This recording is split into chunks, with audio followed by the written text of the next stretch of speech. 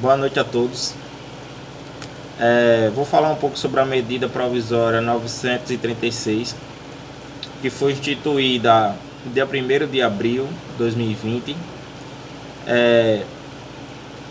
Essa medida provisória, ela instituiu o Programa Emergencial de Manutenção do Emprego e Renda, tendo como objetivo proteger e assegurar sua empregabilidade do trabalhador no período de calamidade pública. Entre as medidas propostas pelo governo está a suspensão do contrato de trabalho ou a redução do salário e a jornada de trabalho. Essa medida trouxe algumas características.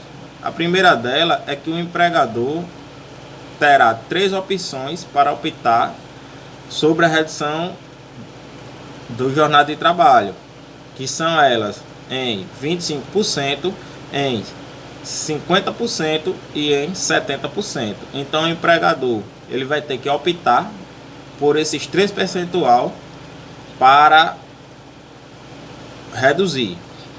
A segunda característica é que a medida ela só pode ser adotada pela empresa durante o estado de calamidade, limitando a 90 dias.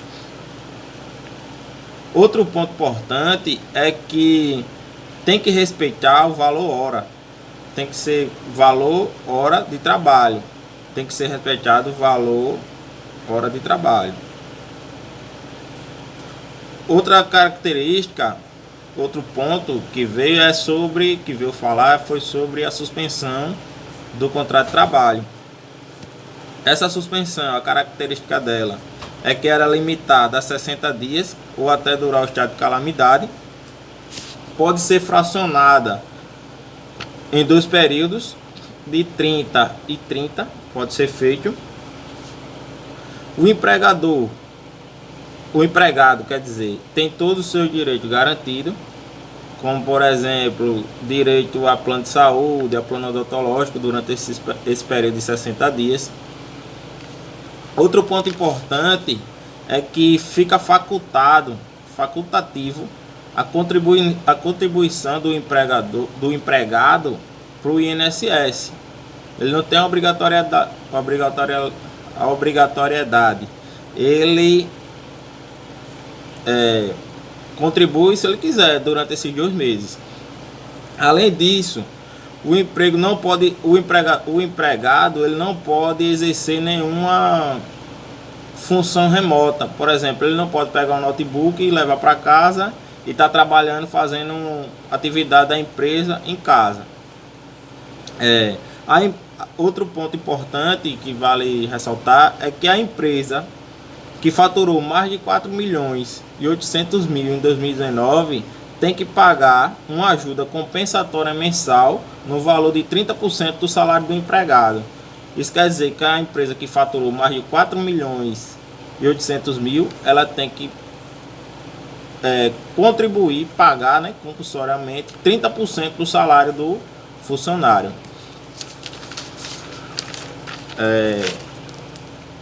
Outra observação a se fazer é quando termina a suspensão e a redução da jornada. Vai terminar 2 dias após acontecer o fim da calamidade, fim do estado de calamidade, o fim do prazo do acordo individual e a partir da data de comunicação do empregador ao empregado em relação ao fim da medida. É isso, pessoal. Espero que vocês tenham gostado e a gente vai tirando as dúvidas durante a aula. Obrigado, valeu.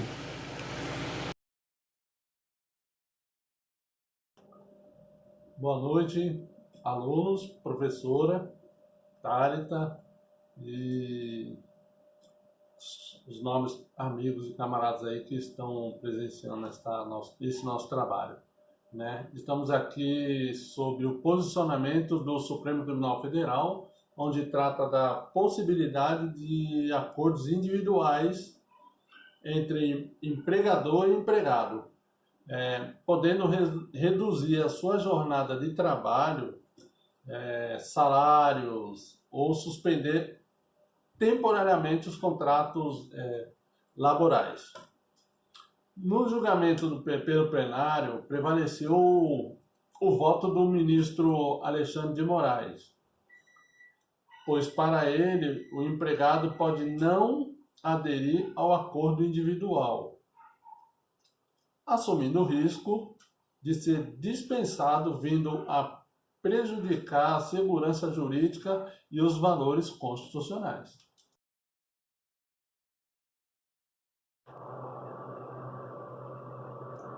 Pois bem, no que tange de quando e como é feito a redução dos salários, nós vamos de acordo com o artigo 503 da CLT, que estabelece que é lícita em caso de força maior ou prejuízos devidamente comprovados. Vale ressaltar que a redução dos salários dos empregados da empresa deverá ser proporcional aos seus salários, não podendo a redução ser superior a 25%, respeitando assim o salário mínimo da região.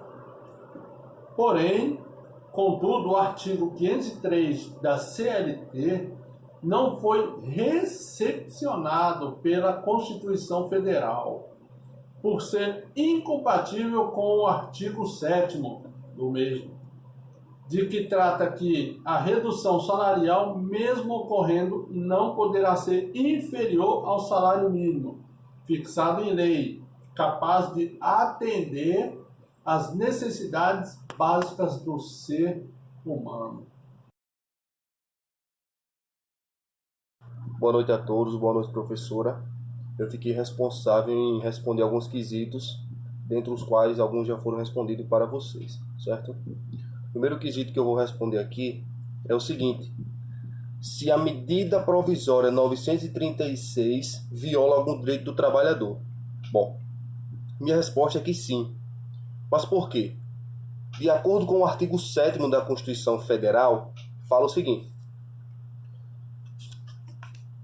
são direitos dos trabalhadores urbanos e rurais, além de outros que visem a melhoria de sua condição social. Primeiro, relação de emprego protegida contra despedida arbitrária ou sem justa causa nos termos da lei. Aí você me fala, não, mas não, de acordo com a medida provisória 936, não ocorreu nenhuma despedida arbitrária, muito menos sem justa causa. Na verdade, não ocorreu nenhuma despedida, mas o motivo disso está no seguinte: vamos supor que ocorreu o quê? Uma redução. Ocorrendo essa redução, o indivíduo, que ele possui 2 filhos, paga aluguel, depende de seu salário, ele está ou não sendo obrigado a aceitar? Claro que está. Por quê? Esse indivíduo não aceitando, ele vai para onde? Para a rua. Vai ficar o quê? Desempregado. Ou seja, a sua família vai passar fome. Então, de uma forma indireta, esse indivíduo está sendo coagido para aceitar. Caso ele não aceite, uma resposta bem simples: ou você aceita ou você vai para a rua. Simples assim. E de acordo com o quarto, fala o seguinte: o salário mínimo fixado em lei, é o direito dele, o salário mínimo fixado em lei, nacionalmente unificado, capaz de atender às suas necessidades vitais, básicas e as de sua família, como moradia, alimentação, educação, saúde, lazer, entre outros. Então vamos supor, será que com essa redução que esse indivíduo sofreu, vai ser capaz de atender às suas necessidades vitais? Vai ter gente que vai dizer que sim. Ah, não, dando para comprar sua comidinha, dando para comprar um lanche para o seu filho, tá bom. Aí então quer dizer que violando a Constituição Federal, tá tudo bem. Sem falar que como é que fica esses indivíduos que trabalham com vendas, que teve a redução do seu salário. Ou seja, ele já dava o suor para ter no final do mês uma gratificação, sendo que agora ele vai ter que dar mais ainda, porque seu orçamento era em cima de seu salário, mais sua gratificação, ou seja, mais ou menos ele tinha uma base. Sendo que aí, no caso, ocorreu uma redução em seu salário, ou seja, ele vai ter que trabalhar mais ainda para ter os mesmos benefícios que tinha antes, por conta de uma redução que ocorreu em seu salário. Bom, e a respeito do segundo quesito que eu fiquei responsável em responder, é a seguinte pergunta: a medida provisória 936 viola algum direito fundamental? E a resposta é que sim, porque de acordo com o artigo 6º da Constituição Federal, de que trata os direitos sociais, ele fala que a educação, moradia, lazer, saúde, transporte, esses são os direitos vitais de um indivíduo. E essa redução, ela acarretou um prejuízo significante para esse indivíduo. Mas por quê? Vamos supor um exemplo, um indivíduo que ele tem sua esposa, possui 2 filhos, ele tem seu plano de saúde, tem tudo certinho como trata as necessidades vitais básicas do ser humano. E aí, no caso, esse indivíduo trabalha em um posto de gasolina à noite, visto que já temos trabalho noturno e insalubre, certo?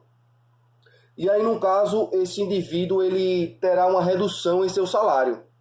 Tendo essa redução em seu salário, para não ficar desempregado, o que é que ele fez? Ele aceitou. Ele aceitando, ocorreu algum prejuízo para ele, visto que seu orçamento era com base em seu salário que você recebia? Ocorreu algum prejuízo para esse indivíduo? E a resposta é que sim, claro. Primeiro que ele foi coagido indiretamente pelo fato de aceitar, como eu falei anteriormente. Ou ele aceita ou ele vai para a rua.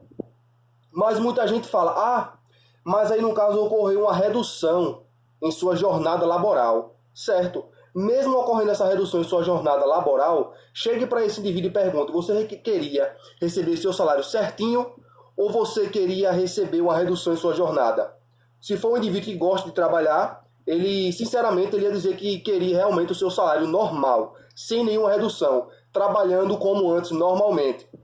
E segundo, o seu orçamento, para ter o mínimo existencial, as suas necessidades vitais básicas, ocorreu o quê? Uma redução, sendo que não vai mais atender as suas necessidades, não vai atender todas as suas necessidades, algumas sim. Ou seja, o que é que ele vai preferir com essa redução? Vai preferir dar um sustento para sua família, uma alimentação, ele vai preferir, na verdade, pagar seu aluguel, sua moradia, não vai morar na rua, óbvio. Esse indivíduo, na verdade, talvez ele vai ter que abrir mão do seu plano de saúde, que não é barato, e com isso, ele, na verdade, vai ter que abrir mão de quê? Vamos supor que esse indivíduo tem um carro, vai ter que abrir mão do transporte, vai partir para o transporte público. E aí, no caso, vai reduzir, sim, o seu mínimo existencial, né, suas necessidades vitais básicas, que é o do que trata a Constituição Federal. E terceiro, é que, na verdade, ele não está recebendo sua remuneração correta quanto ao seu trabalho insalubre e noturno. E eu falei assim, na verdade, que ele está sendo coagido e forçado, pelo fato como o Henrique falou, que de acordo com o ministro Alexandre de Moraes, o indivíduo, o empregado, ele pode não aderir. Ele pode simplesmente dizer, não, eu não quero, sendo que, no caso, ele vai estar correndo o risco de ficar desempregado e perder a sua segurança jurídica. Bom, quanto ao meu posicionamento, né, em relação ao auxílio emergencial, a minha posição é sim, questionável, desde que ele continue efetivo enquanto durar a pandemia. Visto que, mesmo não atendendo uma pessoa com orçamentos maiores, mas já é uma ajuda. Bom, e o terceiro quesito que eu fiquei responsável em responder é o seguinte. O auxílio emergencial, ele sobrepõe essa redução que foi feita em meu salário? A regra, na meu ponto de vista, é que não. A exceção é que, naquele momento, sim, vai servir. Só que, vamos supor que um indivíduo ele tenha o seu salário um pouco maior que o mínimo, certo? E aí o seu orçamento era com base no salário que ele recebia, que é aquele um pouco maior que o mínimo. E aí, no caso, ocorreu uma redução, ou seja, esse auxílio emergencial de R$600 vai sobrepor essa redução? A regra é que não. A exceção é o quê? Que sim, no meu ponto de vista. Que sim, no momento sim. Mas em regra não. Por quê? O fato gerador não é aquele momentâneo. O fato gerador é aquele a longo prazo, a médio e longo prazo. Por quê? Será que O fato gerador também é a incerteza de até quando eu vou poder receber. O fato gerador é, no caso, eu pensar e dizer, poxa, será que quando parar essa ajuda, será que o meu mínimo existencial, será que o meu orçamento vai ser suprido pelo meu salário com essa redução? Será que, falando popularmente, será que minhas contas vai esperar eu pagar? Vai esperar passar essa pandemia para eu poder ter meu salário normal e poder pagar minhas contas? Não.